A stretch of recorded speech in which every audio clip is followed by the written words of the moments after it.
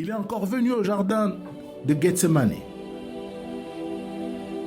sous forme astrale, dans sa dimension astrale comme le dragon. Il est venu, il a dit, dis à Dieu d'éloigner ses souffrances. Tu es le Fils de Dieu. Et là maintenant, qu'est-ce qui s'est fait? Il utilise encore la parole. Il a dit, tu es le Fils de Dieu. Tu ne peux pas mourir comme ça. C'est une honte. Alors il faut prier pour que Dieu puisse enlever ça. Le Christ a dit, Père, si c'est possible, éloigne cette coupe de moi. Mais le Christ qui était en lui, l'Esprit du Père, le Saint-Esprit qui était en lui, dit, tu ne feras jamais ma volonté. Tu ne feras que la volonté de Dieu.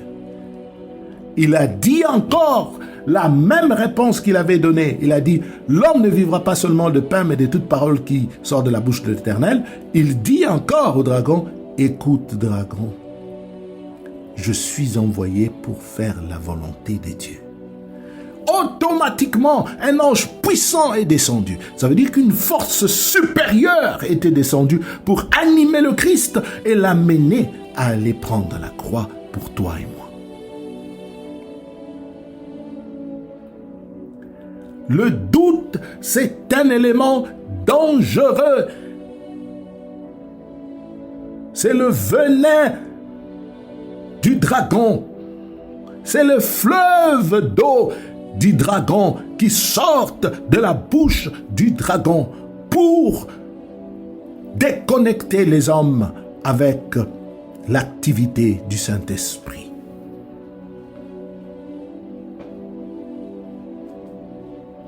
Lorsque l'homme était jeune, il avait réussi de le tromper. Mais lorsque le feu purificateur est descendu, le Christ, il a rétabli cette union par nous pour nous permettre d'avoir le revêtement de feu. À la croix, pendant qu'il était en train de rétablir cela, à la croix, il les a vaincus, eux tous. Le monde invisible est descendu sur le Christ. Le monde spirituel, Lucifer et tous ses anges, tous ces démons sont descendus à la croix pour empêcher le Christ à ne pas accomplir la volonté de Dieu. Mais gloire soit rendue à Dieu. Gloire soit rendue à Dieu, car seule la volonté de Dieu, seule la volonté de Dieu qui s'accomplit sur la vie de ceux-là qui se laissent, qui croient à Dieu. Quelles que soient les circonstances de ta vie, quelle que soit la croix que tu as portée, le douleur de la croix que tu as portée, mon frère et ma sœur, je te le dis, aussi longtemps que tu diras, ce n'est ni pas ma force, ce n'est ni pas ma puissance, mais c'est pour la gloire de l'Éternel Yahweh, le Dieu d'Abraham, d'Isaac et de Jacob, par le ciel et la terre, je te le dis, au nom d'Emmanuel, Dieu est avec vous, vous vivrez la gloire de Dieu. Le diable ne va pas s'engager en cela.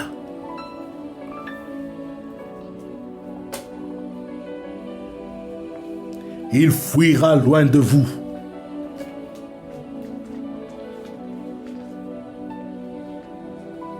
Il fuira loin de vous. Résistez au diable et il fuira loin de vous. Il vient en vous sous forme des énergies de doute.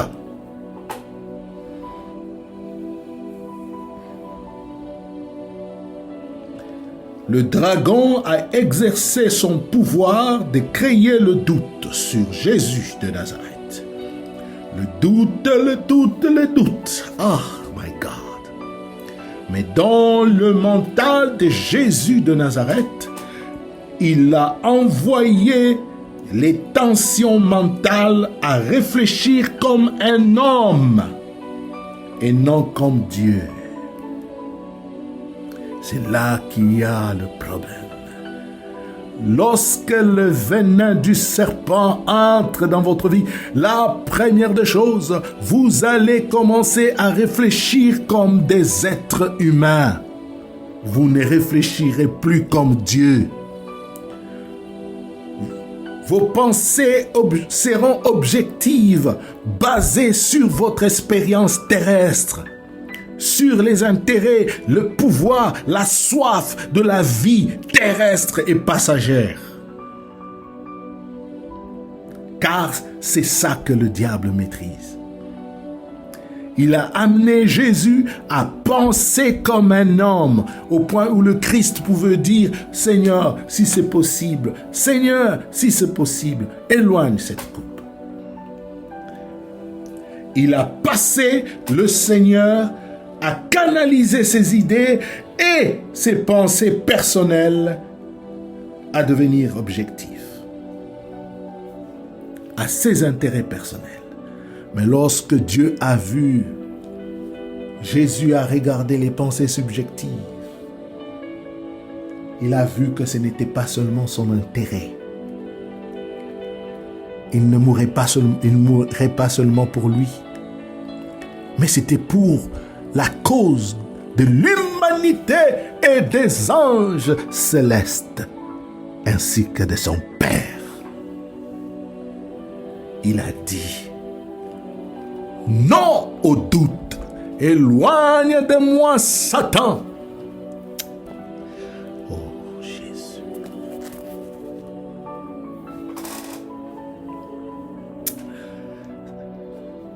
Vous devez vous lever, car les temps sont dangereux. Le diable est descendu sous forme de dragon. Il n'est plus le serpent ancien, il est maintenant le dragon. Il contrôle le monde, il va contrôler l'économie, il va contrôler la force militaire du monde, il va contrôler les religions, il va tout contrôler. Il faut avoir des nerfs solides, être un vrai chrétien, par la puissance du Saint-Esprit et non par la confession religieuse.